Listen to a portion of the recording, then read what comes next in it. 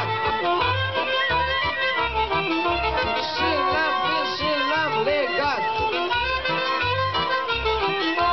Și în casă l-am băgat.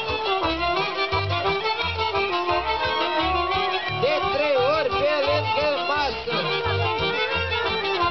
ca să scot ursul din tasă. De 3 ori pe lângă grindă, să scoatem ursul din țintă. Să rădice talpa în sus, să se vadă căi de urs. Căi de ursul tălpăcios. De unde naiba te-am scos? Ursul meu caput te doare, că te uiți la fetișoare. Fetișoare frumușele, te ia naiba după ele. Joacă ursule frumos, trăpăind în sus și în jos. Joacă ursule mai tare,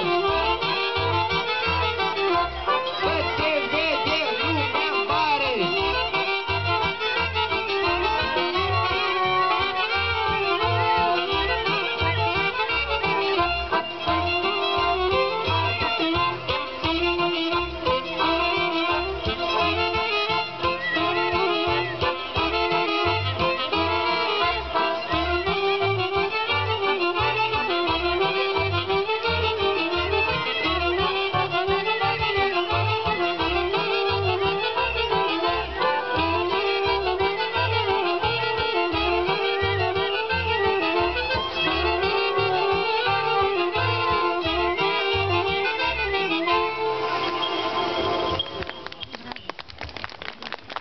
Mulțumim mult! Aplauze, aplauze! Că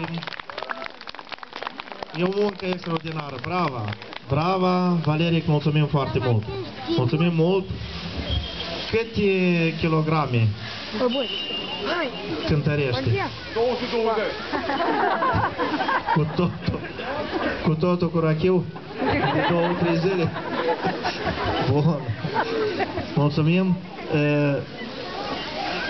Mai joacă capra, da? Da, la capra trebuie spus cuvintele. Capra mai înainte și urși mai în urmă. Ursuleții cei mici, brava lor. Chiar mergeți și duceți-le ceva să pui în gură, că niște neri ceva. Bombanii iubesc dulce. Oh, brava! Mititei, dar să știți că sunt niște ursuleți așa, rotungei, amândoi. Exact ca ursuleță.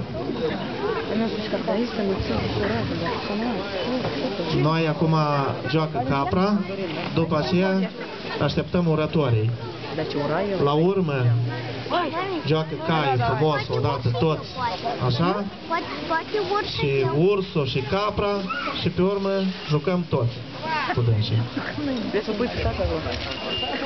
Capra, da?